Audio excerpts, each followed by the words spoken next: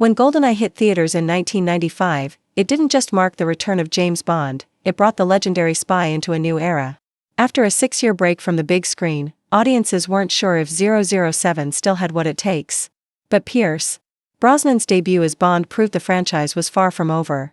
Behind the action, gadgets, and iconic one-liners were some truly strange, unexpected, and fascinating moments. Let's dive into the weird and wonderful facts that make GoldenEye one of the most unique entries in Bond history. The film almost never happened after the release of License to Kill in 1989. The James Bond franchise hit a major roadblock due to legal disputes between MGM and Eon Productions.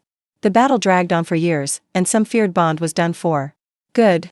When the dust settled, the studio wasted no time bringing 007 back. GoldenEye became the revival the series desperately needed, though it almost didn't exist at all. Pierce Brosnan was almost Bond years earlier, long before GoldenEye. Brosnan was set to play Bond in The Living Daylights, 1987. However, his contract with the TV show Remington Steele forced him to step away at the last minute, making way for Timothy Dalton. By the time GoldenEye came around, Brosnan finally got his chance, proving some things are worth the wait. The name has a real-life connection to Ian Fleming. GoldenEye wasn't just a cool-sounding spy title. Ian Fleming, Bond's creator, had a Jamaican estate named GoldenEye, where he wrote many of his novels. The name came from a World War II mission Fleming was involved in, making it one of the most personal Bond titles ever used. The tank chase was real. Mostly one of the most unforgettable scenes in GoldenEye is the epic tank chase through the streets of St. Petersburg. While Hollywood magic enhanced some parts, much of it was done with an actual, functioning tank. The production team even had to rebuild sections of the city streets to withstand the sheer weight of the machine. Talk about commitment to realism. Judi Dench's M was inspired by a real spy boss. Judi Dench made history in GoldenEye as the first woman to play M, Bond's boss. Her portrayal was inspired by Stella Remington, the real-life head of MI5 at the time. Dench's sharp, no-nonsense performance added a modern edge to the Bond universe, instantly earning her a place in franchise history. Sean Bean wasn't the first choice for the villain. Sean Bean's Alec Trevelyan is one of Bond's most memorable foes, but he almost didn't get the part.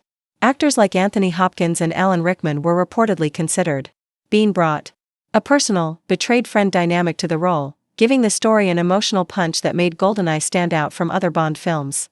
A video game changed everything. The GoldenEye 007 Nintendo 64 game became one of the most beloved video games ever made, redefining first-person shooters for a generation.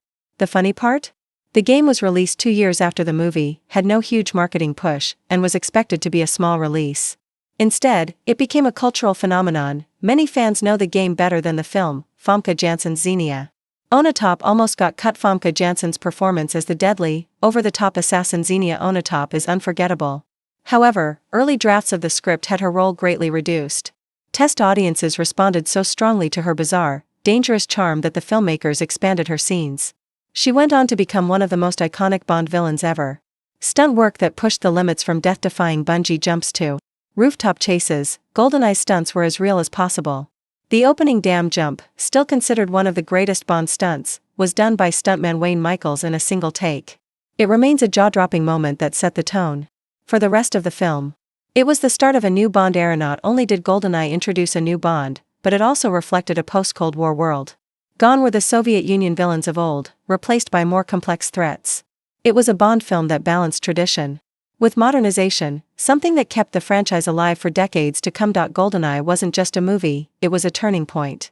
Between the production challenges, behind-the-scenes secrets, and larger-than-life performances, it's no wonder fans still revisit it nearly 3 decades later. Whether you're a die-hard Bond fan or just love a good action film, GoldenEye remains one of the franchise's most fascinating chapters.